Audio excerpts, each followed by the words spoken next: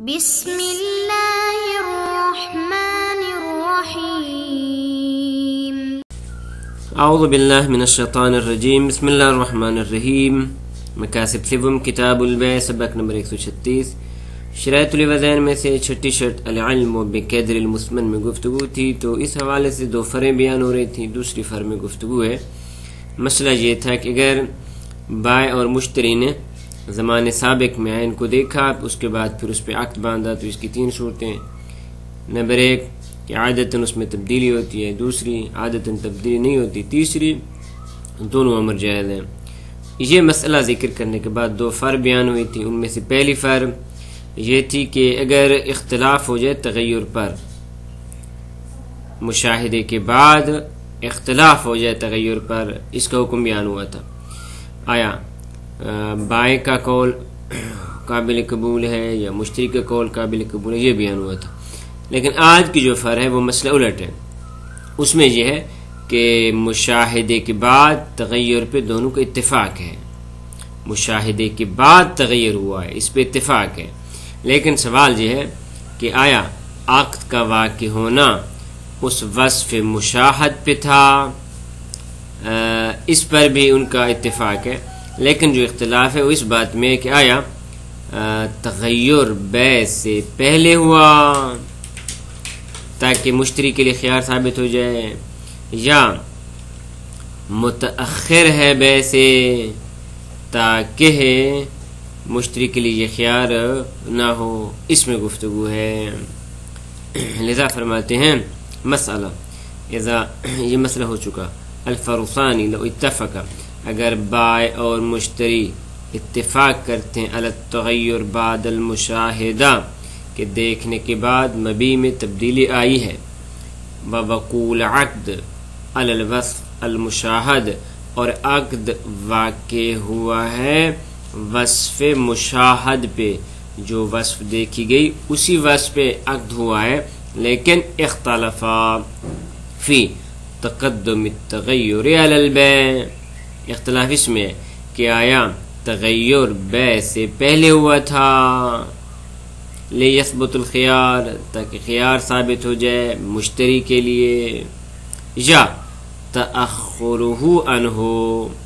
یعنی تأخر التغیر عن البیع کہ تغیر بیع کے بعد ہوا ہے اس وجہ پہ کہ لا یوجب الخیار، کہ خیار ثابت نہ ہو جائے مشتری کے لیے۔ مثال المشاہدہ یوم الجمعہ، جمعہ کے دن دونوں نے دیکھا تھا، والبیع یوم الاحد، اور بیع ہوئی یوم احد کو، فقال البائع، تو بائع یہ کہتے کہ کان التغیر فی الاثنین، تبدیلی سوموار کے دن آئی ہے، وقال المشتری بل کان فی السبت، اور مشتری کہتے کہ نا یہ جو تبدیلی آئی ہے یہ بیع سے پہلے تھی، یعنی سبت کو تھی، روزے ہفتہ کو تھی، تو کیا ہوگا؟ فرماتے ہیں یہاں پہ دونوں اصل جاری ہوں گے اور ان کے درمیان تعارض ہو جائے گا۔ تعارض کل من اصالت عدم تقدم البیع، یعنی جب شک ہے کہ بیع مقدم ہے یا بیع مقدم نہیں، تو اصل یہ کہ بیع مقدم نہیں، اور ادھر تغیر، آیا تغیر مقدم ہے بیع سے یا مقدم نہیں، تو اصل یہ ہے کہ عدم تغیر پہلے نہیں ہوا علی صاحب ہی، ان میں سے ہر ایک اصل اپنے صاحب کا ساتھ دینے والی ہے، لیکن دونوں میں کیا ہے؟ تعارض ہے، وہ اس کے ساتھ متعارض ہے، وہ اس کے ساتھ متعارض ہے، لیکن ان دونوں اصلین کا جو مرجع وہ یہ ہے، وحیث ان مرجع الاصلین الی اصالت عدم وقوع البیع حال الثمن، دونوں اصل کا مرجع یہ ہے کہ یہ کہہ رہی ہے کہ بالآخر بیع حال ثمن مثلا واقع نہیں ہوئی، حال ثمن میں بیع واقع، تبدیلی تو آ چکی تھی، لذا حال ثمن میں بیع واقع نہیں ہوئی، اسی سال ایک طرف ان کا مرجع ہے مثلا، اور اس طرح یہ کہ وَإِصَالَ بَقَاءِ ثَمَن، اور ادھر وہ بائع یہ کہتے کہ نہیں اس کا ثمین ہونا باقی تھا، وعد میں وجود الحزال حال البیع، اور یہ کہ حالت بیع میں حزالت موجود نہیں تھی۔ خوب، تو ان دونوں اصلوں کا جو رجوع ہے وہ ان دو اصلوں کی طرف ہے۔ ایک اصل یہ ہے کہ حال سمن میں بے واقع نہیں ہوئی،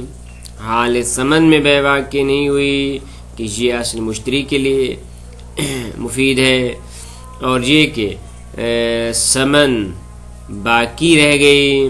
اور یہ کہ حزال حال بے میں نہیں تھا، یہ مفید ہے بائع کے لیے۔ ان دونوں اصلوں کا مرجع ان دو اصلوں کی طرف ہے۔ والظاہر انہ لا یترتب علی شیء منہما الحکم بالجواز او اللزوم، اور ظاہر یہ ہے کہ ان دونوں اصلوں پہ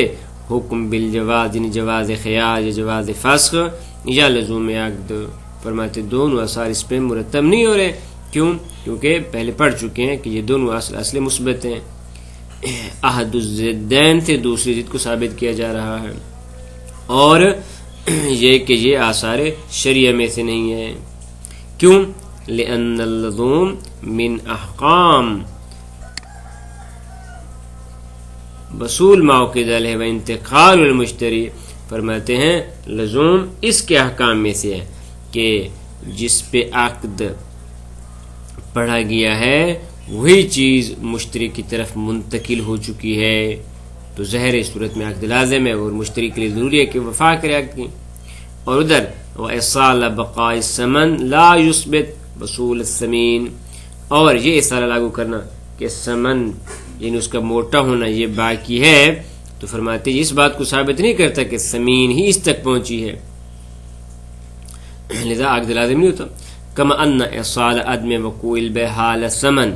اسی طرح یہ اصالہ جب اب لاگو کر رہے ہیں کہ حال ثمن میں آیا عقد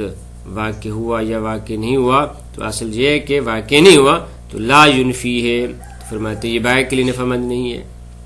بنابراین فالمرجع الى اصالت عدم وصول حق المشتری الى المشتری کما فی مسئلۃ سابقہ، فرماتے جیسے کہ پہلے مسئلے میں ہم نے بیان کیا، یہ اس بات طرف پڑ جائے گی کہ مشتری تک اس کا حق نہیں پہنچا، لیکن اس کے لیے خیار ثابت ہے، مثل مسئلہ سابقہ کے کہ وہاں پر بھی ہم نے یہی فتویٰ دیا تھا۔ خب بس فرق کیا دونوں میں، الا ان الفرق بینہما، مگر دونوں مسئلوں میں فرق یہ ہے کہ ان شک فی وصول الحق ہناک، مسئلہ سابقہ میں یہ جو شک ہے کہ آیا مشتری تک حق پہنچا ہے یا نہیں پہنچا، اور ہم نے کہا کہ حق نہیں پہنچا، یہ ناشی ہوا ہے ان شک فی نفس الحق، خود حق میں شک کرنے سے، اس بنیاد پہ کہ اس کا حق تو سمین تھا لیکن اس کے پاس حزال پہنچی ہے۔ وہنا، اور اس مسئلے میں شک فی وصول الحق ناشن ان شک فی وصول الحق المعلوم، یہ شک ناشی ہے اس بات سے کہ آیا حق کے معلومہ وہ ملا ہے مشتری کو یا نہیں ملا۔ وبعبارت اخرى الشک ہونا، یعنی یہاں پہ جو شک ہے فی وصول الحق کہ آیا مشتری کو حق اپنا حاصل ہوا ہے یا نہیں ہوا، وہ ہونا کا فی حقیقت الواصل، اور وہاں پہ یہ تھا کہ آیا واصل حقیقی اس تک پہنچا یا نہیں پہنچا، اور دونوں صورتوں میں بمقتضى الاصل فی المقامین عدم اللزوم، مقتضی اصل یہ ہے کہ لازم نہیں ہے، یعنی عقد لازم نہیں ہوا، چونکہ حق نہیں پہنچا لذا عقد لازم نہیں ہوا، لذا اس کے لیے خیار ثابت ہے۔ فرماتے ہیں یہ مسئلے کا ایک طرف تھا، اب مسئلے کی دوسری طرف بھی اس سے مشخص ہو جاتی ہے۔ ومن ذلك يعلم الكلام فيما لو كان المدعي خيار والبائع، زیادتی میں تبدیلی جو تھی وہ دو قسم کی تبدیلی تھی، ایک دفعہ تبدیلی زیادتی میں تھی، ایک دفعہ کمی تھی۔ کمی میں تبدیلی مشتری کے لیے حق کو ثابت کرتی ہے، اور زیادتی میں تبدیلی چونکہ مغمون بائع ہو رہا ہے تو بائع کے لیے خیار ثابت ہے، لذا فرماتے من ذلك يعلم الكلام فيما لو كان مدعي الخيار هو البائع، اگر مدعی خیار بائع ہو تو اس صورت میں حق بائع کی طرف چلا جائے گا۔ مثلا مدعی خیار بائع کس طرح مدعی خیار بن سکتا ہے؟ اس طرح بأن اتفقا على مشاہدته محظولا، دونوں کے اتفاق ہے کہ جب دیکھی تھی تو مثلا هذه الشاة كانت محظولة، شاة محظول تھی، کمزور تھی، ووقوع عقد علی المشاہد، اور عقد بھی اسی مشاہد وصف کے مطابق واقع ہوا ہے. وحصل ثمن، لیکن بعد میں سمین ہو گئی، موٹی ہو گئی. مختلفہ، اور اختلاف دونوں کا ہے فی تقدمہ علی البیع، کہ آیا اس کا سمین ہونا بیع سے پہلے تھا، کہ اس بیع سے پہلے اس کا سمین ہو جانا یہ مفید ہے بائع کے لیے. لیثبت الخیار للبائع، تاکہ بائع کے لیے خیار ثابت ہو جائے کہ بائع کہتے بھئی اب تو موٹی ہو چکی ہے، لہذا میرے پیسے زیادہ ہونے چاہیے، لہذا مجھے اختیار دیجیے کہ فسخ کروں یا نہ. لیثبت البائع فافهم وتدبر فإن المقام لا يخلو عن اشکال واشتباہ. خوب،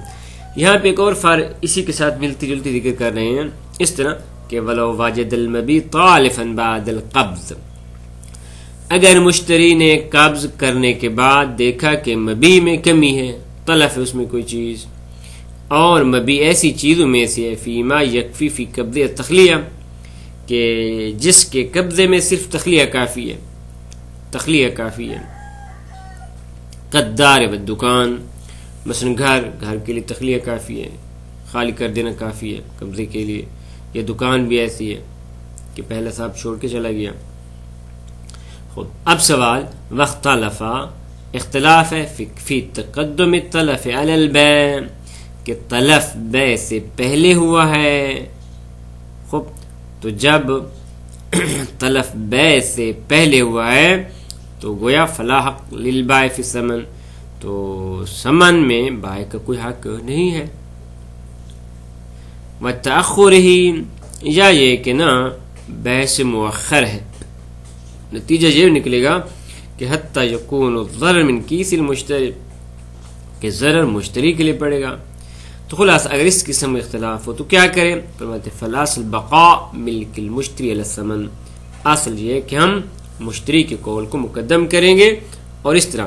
کہ ملک مشتری اس ثمن پہ باقی ہے، عقد لازم نہیں ہوا. دلیل لإصالت عدم تاثیر البیع، کیونکہ یہ پلٹ جائے گا اس بات کی طرف کہ آیا بیع نے اپنی تاثیر نقل و انتقال میں کی ہے یا نہیں کی. تو اصل یہ ہے کہ بیع نے تاثیر نہیں کی. لإصالت عدم تاثیر البیع فی النقل والانتقال، کیوں؟ اس بیع الطالف لا یؤثر شیئا، کیونکہ طلب شدہ بیع فرماتے ہیں وہ اس قسم کا اثر نہیں دکھاتی. کہ کہیں کہ نقل و انتقال ہو چکا ہے. وصلی اللہ علی محمد و اہل بیت الطیبین الطاہرین.